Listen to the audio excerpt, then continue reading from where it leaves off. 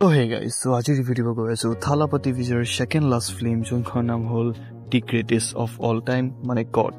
তো এইখন ৰিলিজ হৈ গ'ল আৰু এইখন লৈ পেলাই বহুত বেছি হাইপ ক্ৰিয়েট হৈ গৈছিলে। মানে আমাৰ বেছিকেলি ক'ব গ'লে আমাৰ নৰ্থৰ ফালে ইমানটা নহয় বা নৰ্থ ইষ্টৰ ফালে ইমানটা নহয়, চাউথৰ ফালে বেছিকৈ, কাৰণ থালাপতি বিজয়ৰ চাউথৰ হয়, গতিকে বহুত বেছি হাইপ ক্ৰিয়েট হৈ গৈছিলে। কিন্তু আমাক লৈ পেলাইতো কম নাছিলে, আমিও বহুত বেছি এক্সাইটেড হৈছিলোঁ মুভিখনৰ কাৰণে, কাৰণ যিহেতু ছেকেণ্ড লাষ্ট মুভি হয় আৰু তেওঁ লিঅ'খন চোৱাৰ পিছত আৰু এক্সাইটমেণ্ট বাঢ়ি গৈছিলে।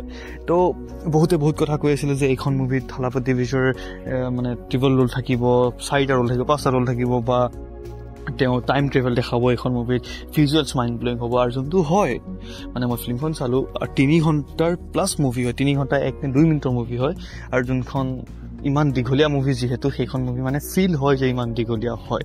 মানে প্ৰথম হাফৰ প্ৰথম 1 ঘণ্টাটো বহুত বেছি ধুনীয়া হয়, বহুত বেছি মাইণ্ড ব্লোয়িং, লাইক কেনেকৈ গুচি গ'ল গমেই নাপাব। কিন্তু তাৰ পিছৰ বাকী 2 ঘণ্টা আপুনি মানে ফিল কৰিব যে মুভিখন অকণমান দীঘলীয়া হয়।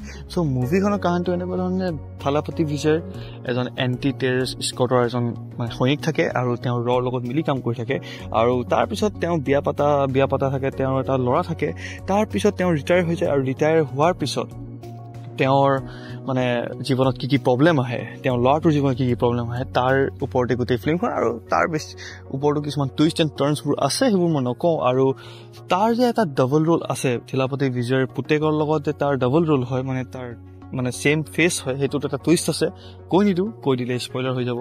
অভাৰঅল মুভিখন ভাল লাগিছে, ওৱান টাইম ৱাটচ হয়। কিন্তু মানে কি কিছুমান চিন মানে এনেই দি দিছে, যেনেকৈ মানে গান কিছুমান, যোনটো গান দৰকাৰ নাছিলে। লাইক 3 ঘণ্টাৰ মুভি হয়, যোনটো 2 ঘণ্টা আছে, মানে প্ৰথম হাফৰ প্ৰথম 1 ঘণ্টাটো বঢ়িয়াকৈ গুচি যায়, টেনশ্যন নাই।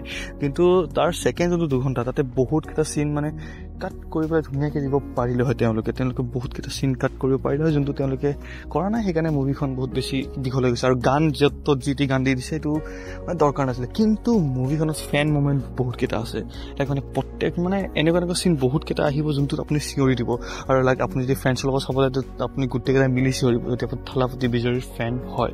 আৰু লাইক বহুত ভাল এক্টিং কৰিছে থালাপতি বিজয়। তেওঁৰ 5টা ভাৰ্চন আছে মুভিখনৰ ভিতৰত, লাইক 5টা কেটেগৰীত তেওঁক দেখুওৱা হৈছে। সেই 5টা কেটেগৰীত তেওঁ মানে আউটষ্টেণ্ডিং, বহুত ভাল কৰিছে 5টা কেটেগৰীত। একো এটা কমপ্লেইন নাই এক্টিং লৈ পেলাই। খালি মুভিখন অকণমান দীঘলীয়া যেন ফিল হয়, কাৰণ 3 ঘণ্টা প্লাছ মুভি হয়। গতিকে এখন 3 ঘণ্টা মুভি যদি আপুনি মানে এৰা চিন সোমাই পেলাই বনাই দিয়ে, তেন্তে অকণমান দীঘলীয়া ফিল হয়।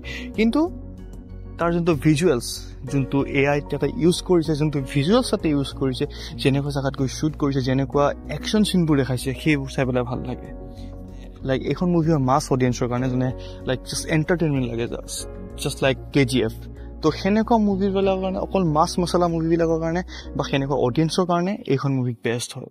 বাছ অভাৰঅল আপুনি বেছি যদি ডিটেইলছত চাই, তেতিয়াহে আপুনি এটা দুটা ভুল ল'ব পাৰিব মুভিখনৰ ভিতৰত। কিন্তু যদি আপুনি জাষ্ট এণ্টাৰটেইনমেণ্টৰ কাৰণে চাই, তেন্তে ইমান এটা আপোনাৰ ফৰক নপৰিব।